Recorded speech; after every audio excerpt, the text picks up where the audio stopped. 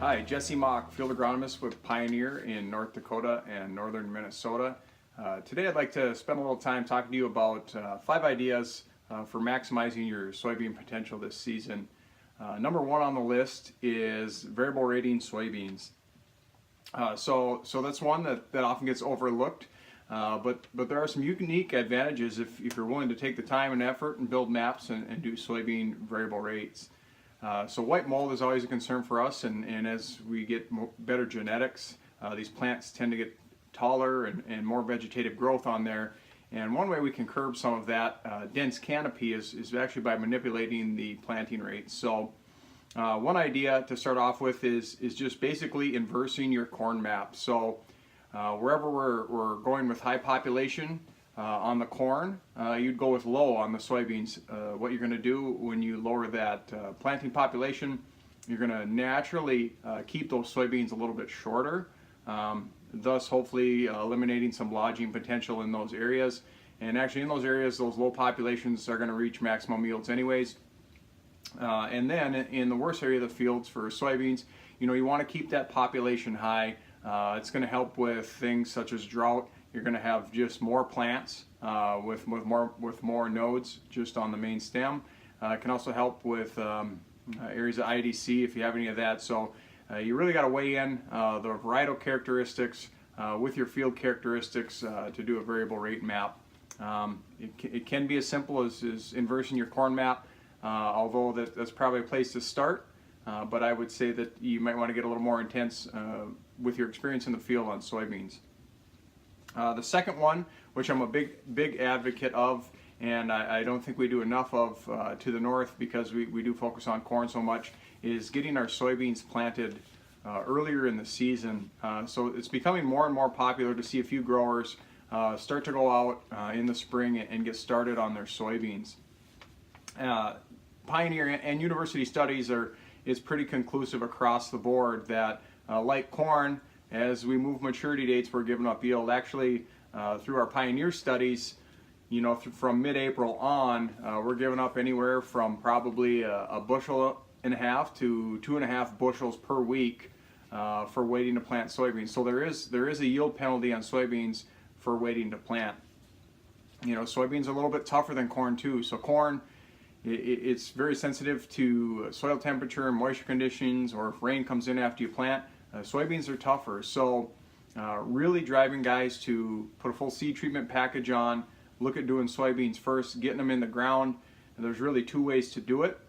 You can either go early on your most productive ground and put as long as maturity as you're comfortable in and really maximizing that yield potential.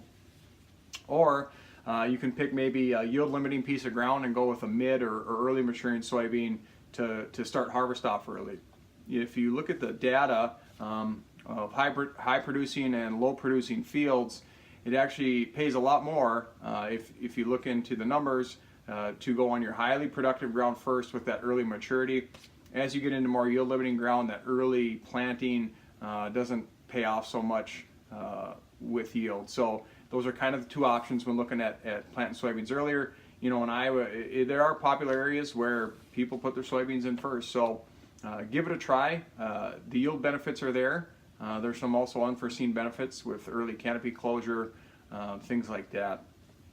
The next one is pretty simple, and it's very low cost, and that is to sit down with your seed rep and take a few hours and do field by field planning with your varieties and hybrids. It's surprising as you get into the details of what you guys tell us for as far as your field attributes and our in-depth knowledge of our varieties and hybrids.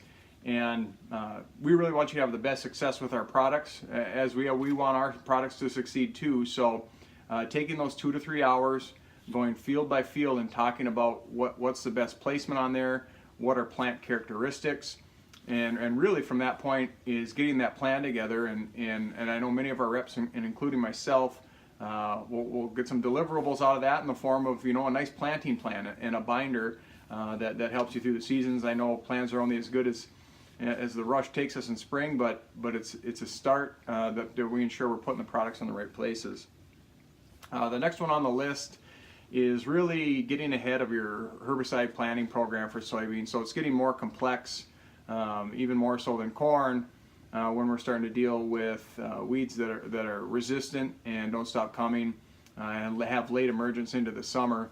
So water hemp's a big one for us. It's moved to the valley and moving to the west. Obviously common ragweed, kochia. Now we have Palma amaranth in 5 counties. So getting ahead of the soybean plan by actually putting a plan together. So I'm a big advocate for putting a pre-emerge on your soybeans. I think it's a must-have, especially when you're dealing with some of these resistant weeds. So building on that, but one of the biggest mistakes that often will happen is, the pre's come in, they work well, and then we get a little reactive on the scouting side. So for me, that 21-day window is pretty common to see weeds start to poke through. So you almost have to be regimented in a plan to say, okay, 3 to 4 weeks, preferably 3, I'm going to go back out. I'm going to put on a post application, whether it's just Roundup or whether maybe that's Fexapan or some dicamba product, and then also throwing in a metolachlor such as an Everprex as a lay-by. What that's going to do is potentially buy you some time to get all the way through canopy closure where the weeds aren't a concern. So really thinking about the weeds in your field, what are your populations, what are your concerns, and building that plan around how you're going to attack those throughout the season. And the last one is getting into variable rating phosphorus and potassium. So obviously soybeans are big users of potassium, and we have been getting very good yields for the most part in our soybeans. And I don't know if in many places we're putting back that same amount as most people are putting that down ahead of the corn crop for 2 years, putting their P&K out 2-year span. But we really need to start focusing in on where we place it. So getting that P&K in those areas of the fields that are high yielding. So if our fields are at a critical level already, that we're at least getting into those areas and replacing those nutrients as best as we can to maintain sufficient soil levels. And really it's about not putting fertilizer money in places where they shouldn't be, and that's in your lower producing areas of the field.